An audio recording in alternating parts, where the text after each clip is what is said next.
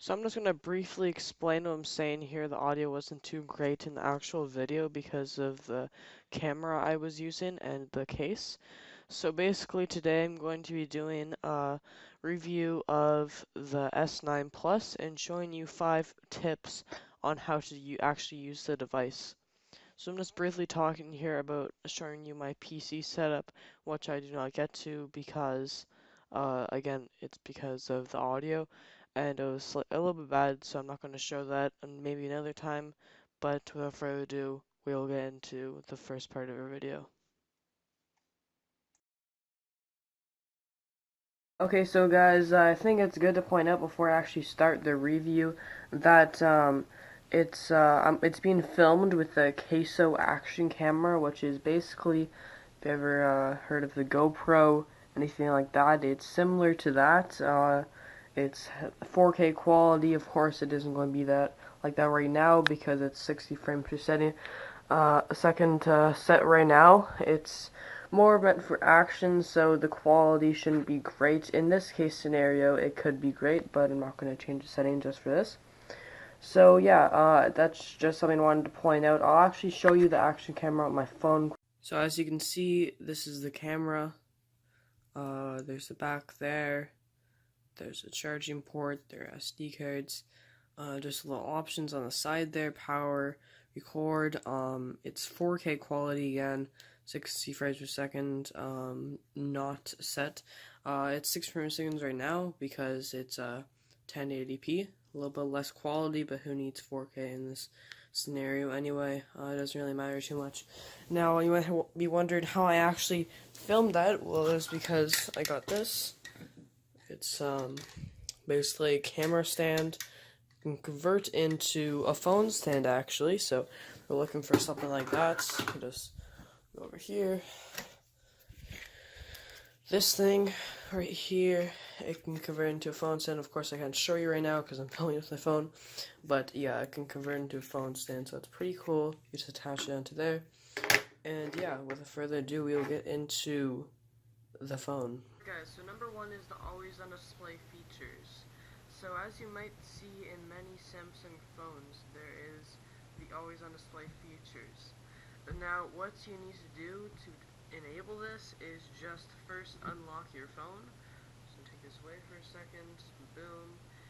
Then you see you have the phone open. You just quickly go up, go into settings, and you search up always on display right there. Now there's a faster way of doing this. The quick way is just to go to settings here, and then you see if you scroll, you just click on that, and that turns it off and on real fast. You can press details to go into the actual settings. Now, you have all these features, you have auto brightness, you have all this stuff, but what you want is to turn on show always. I like to show that. And there's a couple of cool things you can do this. So there's clock and face widgets, and this just is to customize the type of actual clock you have on your phone. So you have this one, you have this one, you have this one. You can change the color too, which is pretty cool. You can adapt color. I'm not going to change it right now, so I'm just going to cancel it. And yeah, so you can do a bunch of different stuff, and what I find cool is you can actually do contact information. So what you have here is you just click on it, and right now I have my phone number on there shown, and it basically, you can put whatever you want there. So just to personalize your phone a little more, you can put whatever you want there, and I find it pretty cool. So it doesn't take up too much space on your phone, and it just adds a little bit of a little cool design feature, so I definitely recommend you getting it. There's face widgets. This is what you do. If I turn off my phone right now, it'll turn on always display. You just double tap the little picture right now, and you go over. Now right now I have a YouTube video playing, so that it would show, but you can customize it by by turning this on. So you can put on today's schedule, you can put on next alarm, you can put in the weather, whatever you want, and where to show. I have it lock screen and always on display, but you can do one or the other, doesn't really matter, whatever you choose. And yeah, that's basically what you do with lock screen and security, or always on display basically. And I think number 2 would kind of include some parts of number 1 because it's kind of related, but nonetheless we will get into number 2. So what I meant when I said that number 2 is going to be related to number 1, basically if you look at this picture, it's kind of dim, you see this tiny light right there.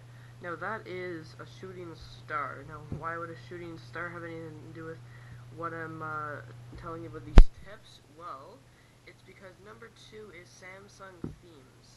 Now if you look at that, I have biometrics on, and it's using edge lighting, which we'll get into a bit later, and it's has a moving back wallpaper, which you can also make, and it just combines everything basically to make this awesome design feature. I'll let the phone right now.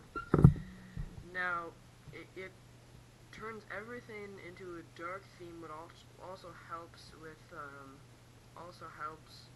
save power. Surprisingly, the lock screen uses up a little more power, kind of compensates a lot, but I like the dark theme, and because of that, I have the YouTube app set for dark. Now, if you don't know how to do this, I know this isn't really a Samsung feature, but if you don't know how to do this, you do settings, just bring up that, general, and dark theme should be right there. So as you can see, there's a big light difference there. I'm pretty used to the dark because I have a dark phone, but yeah, I definitely recommend you getting that. And if you don't know how to get it, you just go to, for me, it's, I have Samsung folder, so I just press Samsung themes. But if you don't know how to find that, you just go to search phone, and you just type in Samsung themes, and it should show up. And once it does, you can just click on the app, and there's a bunch of different ones you can choose from.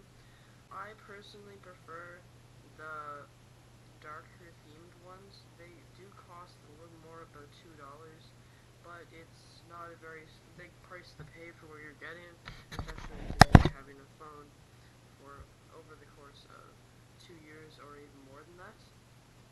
So I think it's a good investment, and I definitely recommend you doing that. So without further ado, we'll get into number 3 on my list.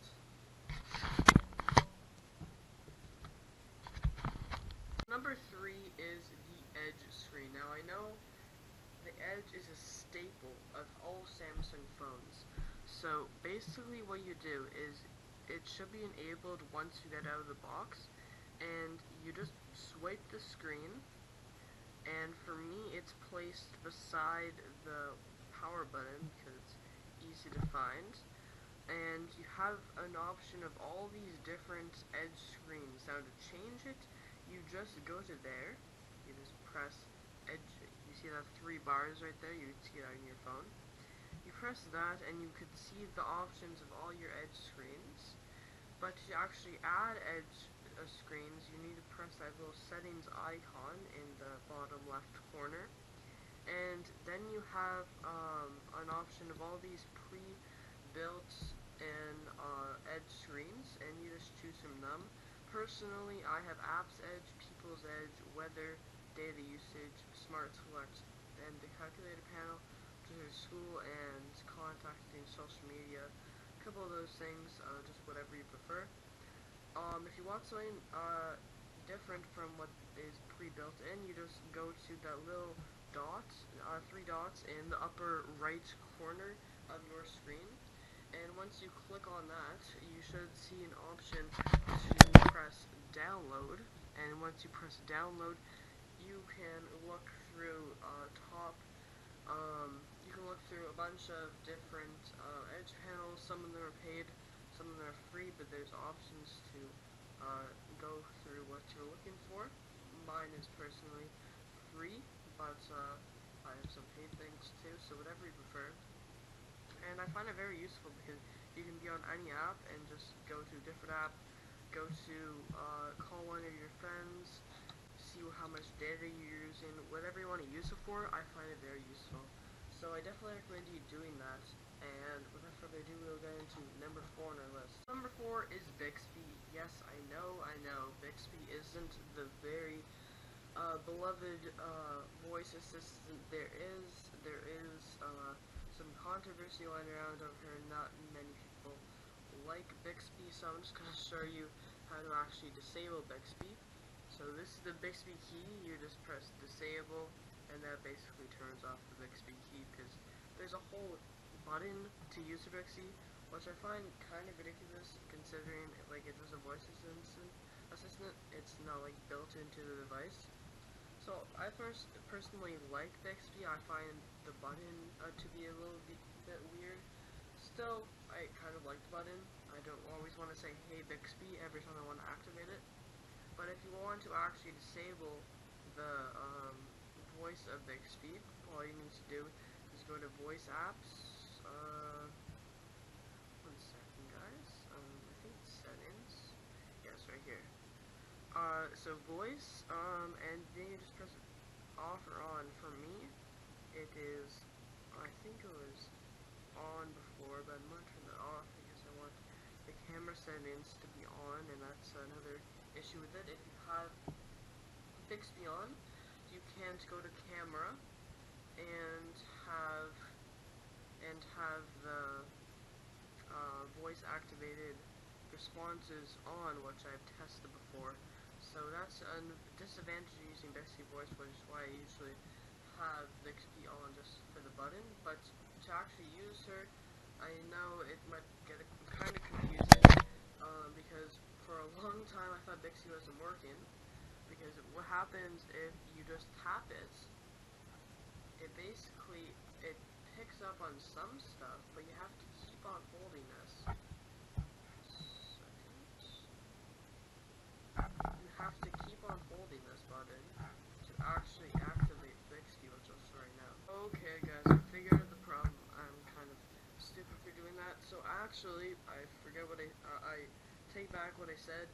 Don't turn off Bixby voice because that's going to disable the whole Bixby function. What you want to do is turn off voice wake up, and that's what you have to do is say hi Bixby. But if you turn off Bixby voice altogether, you can't actually activate her. So if you see this, I'm just holding the button, and it listens to whatever I say and takes that. But you want to actually hold the button, and you hold it for the entire time you're talking, because that's how it picks the stuff up. So, if you like Bixby voice, you should like this, but if you don't, then there's ways to disable it. So, without further ado, we'll get into number 5. So, next up on our list is the screen resolution display. So, what you have to do for this is simply go into settings and press display. Now, you'd see the screen resolution somewhere on your screen. Now, it's default set to FHD+.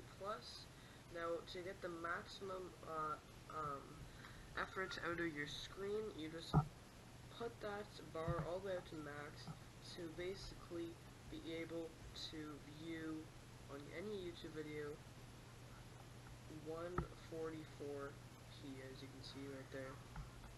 So it's pretty cool, and it basically just makes your display a little bit better.